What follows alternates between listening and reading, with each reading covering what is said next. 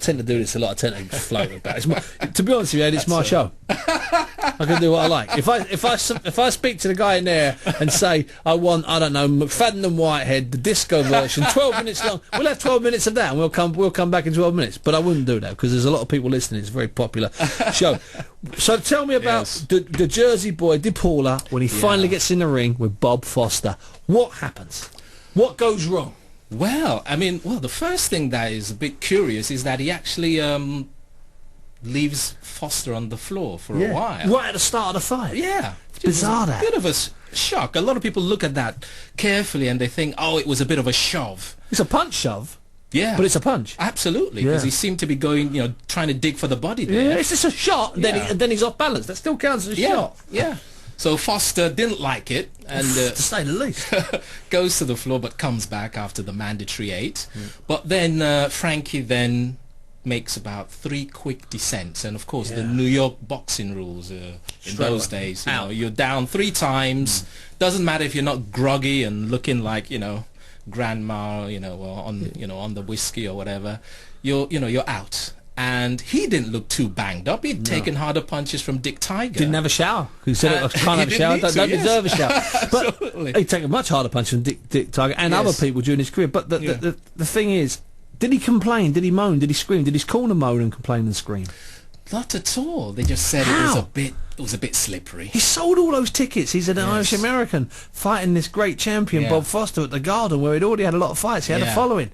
Why weren't they going crazy? Why weren't they throwing things at the ring in disgust, Adey? I've never understood that.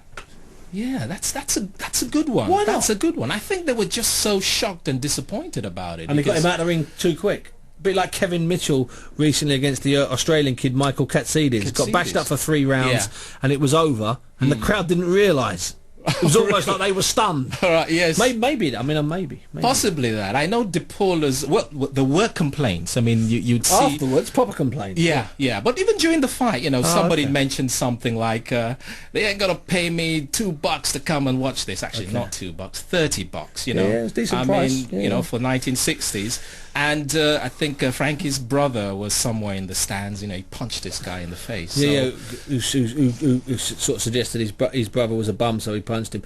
And then he goes back to Jersey City, has a good night out that night, if I'm not mistaken. He goes to Manhattan, a restaurant in the company of his manager, Garofalo and Jimmy Knapp. Yeah, okay. The guy who's pulling the strings behind. Not with the sort of teenage girlfriend at that stage. Oh, no, she hadn't shown up yet. She hadn't yet showed up. The mafia princess. I got to tell you, this book, okay, now obviously I've written a work of fiction called The Fixer set in the world of boxing, but this book, okay, it's fact, okay, and it's a cracking read. There's some really good stuff in it, and it's gone. I'm a big fan of going under radars.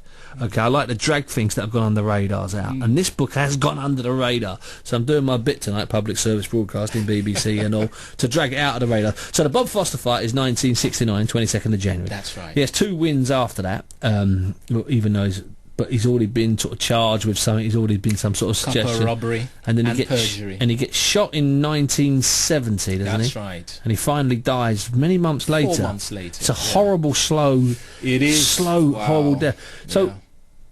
What happens when he's shot? What can you give away? What can you give away so that come on, give us a clue. Well, did the bad guys do it, Adey, or was it inept hired hands, or was it some locals that knew him? What's your gut feeling? Gut feeling? It was the mob leaders of Hoboken, New Jersey. I'll stick my neck out and say that. Yeah. Now this is going to be my next question. You're off to New Jersey soon, aren't you? Hopefully, yes. They'll do a bit of promotion for it. Is that right? That's what I'm assuming you're going to do. Yes, Aren't you a little bit concerned? Because these guys, they live a lot longer than they should. No, I mean that. I mean, they've done nothing but they've done nothing but illegal drugs, drink and eat rich food, and dance with their their girlfriends who are often prostitutes. They've had this incredible life, but they still live to 85. How does that work? So aren't you a little bit concerned? Yeah. Because you do name a lot of names in the book, Aid. Yeah, a couple of them, yeah. No, a few more on the couple. Few more on the couple, my friend. Well, a lot of them are dead now. Phew, thank God for that. John DiGilio, hard man, names. Dead. Ziccarelli, dead. Jimmy Knapp, Dead. Passed away. But passed away very old, like in a At real an old age. Yeah. Garofola's dead, isn't he, obviously? He's in a nursing home. He's in a nursing home. Oh, God, Yeah. he's not dead. What about Garofola's son? If he's got one. Garofola had one son who I know one of the people I interviewed was a bit cautious about saying this because he knew this particular son was a bit of a violent guy, but he died a few years ago. Okay, well, I'm not saying it's good he's dead, but perhaps it is good he's dead for your health. I was there in 2007, you did okay then. I had to steal it, and Well, let me just say this book, Jersey Boy: The Life and Mob Slaying of Frankie DePaula, by Adeyinka Makinde, is absolutely sensational. How can people get hold of it, Aid? Go onto Amazon.com and get it that way. Get it that way. Also, you can go to your local bookshop. So just Google the ISBN number and then then ask your bookshop to order it. So if you are listening online, if you are listening live, it's called Jersey Boy by Adeyinka Makinde. This is a good way to get it, but also Amazon. And if you're listening on BBC iPlayer, same rules. Let's just talk for a couple of seconds, if we can, about your Dick Tiger book. It came out a few years ago, and Dick Tiger is this guy Dick Tiger. I mean, how there's not been a movie made about this guy, I don't know. How the poet laureate hasn't penned poems in honour of this guy. He's not just one of the best, well, not just one of the greatest champions, in my opinion. If you look at a career overall, not just having a little 2-year period, look at the hardship the guy has to come through. He's right up there. He's in a top 50. He's in a top 50 of fighters now. With regard to his position within Africa, there's only a Zuma Nelson, in my opinion, that comes anywhere close to touching him. And perhaps, how difficult Dick Tiger's early life was, going to Liverpool, losing all those early fights, having really no right to get anywhere where he got in the end. How is Dick Tiger perceived back in Nigeria now, considering his Biafran stance? Well, largely forgotten man, unfortunately. That's a disgrace. It is, really, because you consider that in his lifetime, before the war started, he was the greatest hero Nigeria had.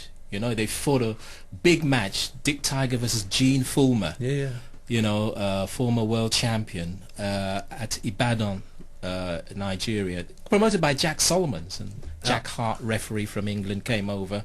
That was the first fight in Black Africa before the Rumble in the Jungle.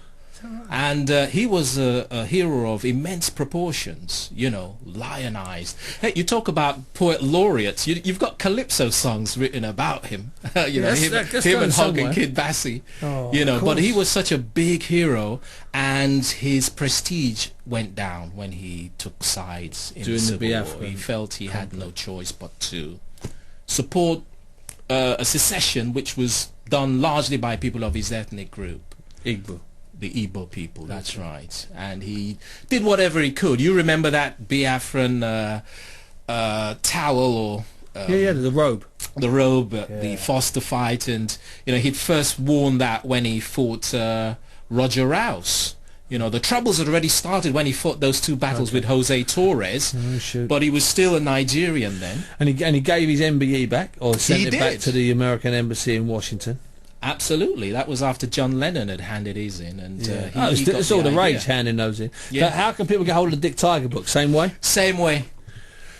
Listen, Aid, it's been an absolute pleasure having you on. I really mean that. It's an absolute delight. I'll stay in touch with you because I'm going to do more on this that whole forgotten history in British boxing when they're all those African and West Indian fighters. Era, and also great names. We should talk about some of the names. We could have talked a bit longer because some of the names, in their record, some of those names those guys adopted both before they came from Ghana and Nigeria, before they came over from Barbados and Jamaica.